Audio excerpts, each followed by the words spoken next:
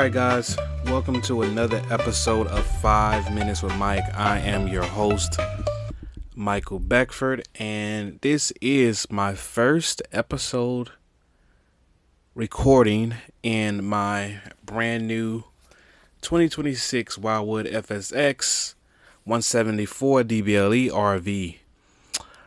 This has been a dream of mine for roughly 3 years now. I'm very excited about it in regards to it. Some things, got to do, of course, with RVs nowadays, but I'm excited. I'm going to be taking this RV on the road in regards to touring and things of that nature. So, yeah, man, a dream delayed is not a dream denied. We'll get into the depths of this episode in a minute. This is 5 Minutes with Mike. Our news, our voice, our issues. Believe that.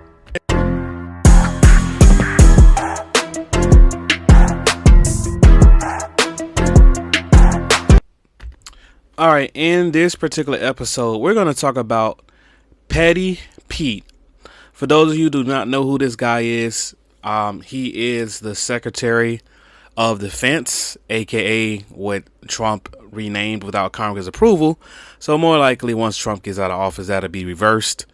The Department of War, Pete Hegseth, or shall I say, the weekend warrior that was at Fox News that, got a promotion from Donald Trump to be the Secretary of the world's most powerful military. Yeah, there you go.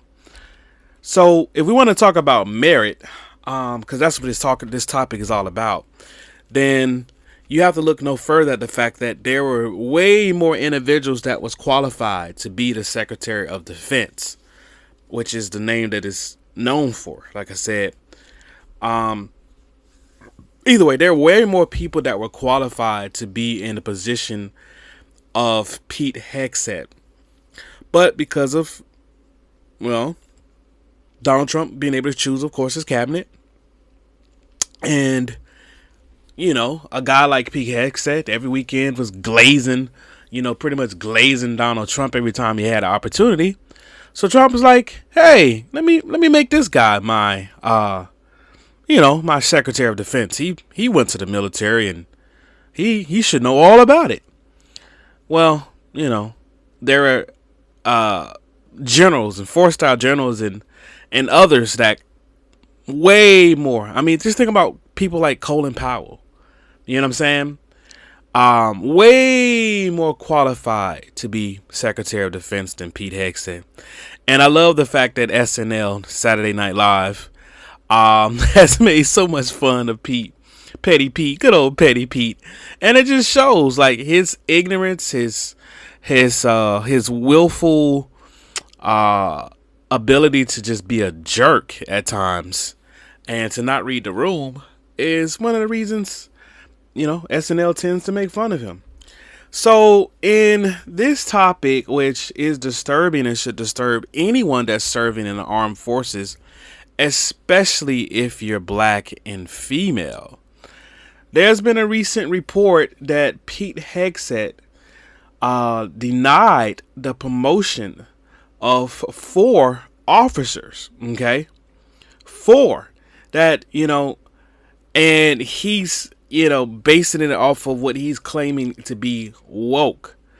Now, the names of the specific officers have not been released publicly by the Department of Defense, but the 4 Army officers, 2 black men and 2 women who were slated to become 1-star brigadier generals. Now, I don't know what all this stuff means. I didn't serve in the military. I do have a cousin of mine that's been in the reserves. I don't know what he's doing now as far as if he's still just in the reserves or is he's part, active duty.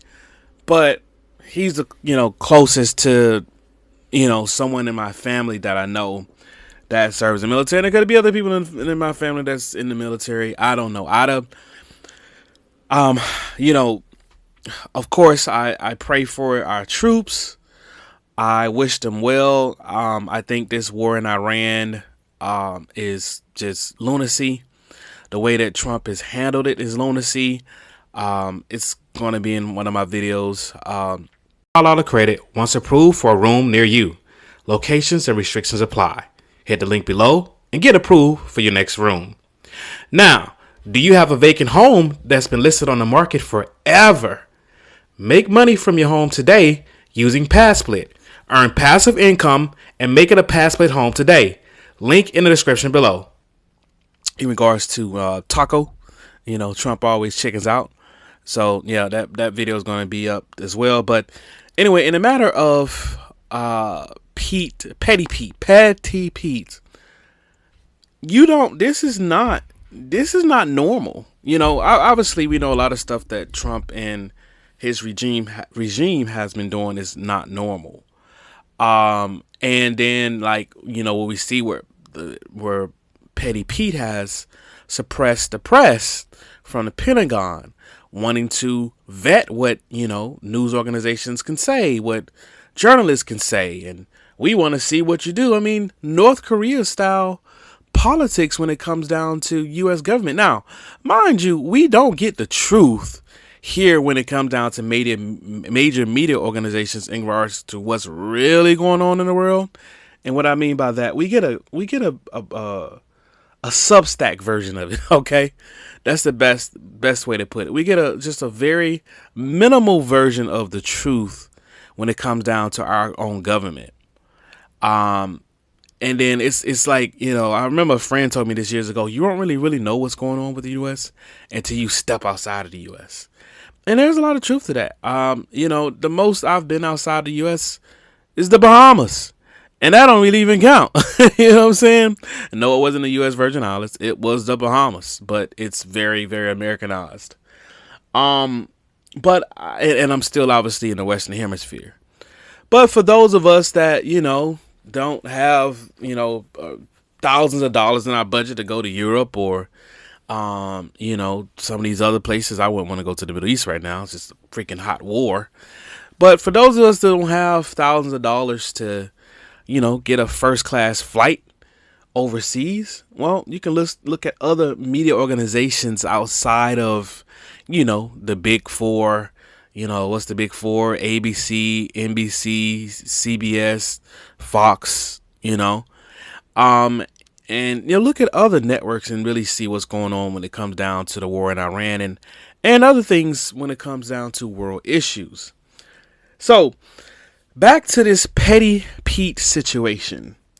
Dude literally flexed his reverse DEI muscles, I should say.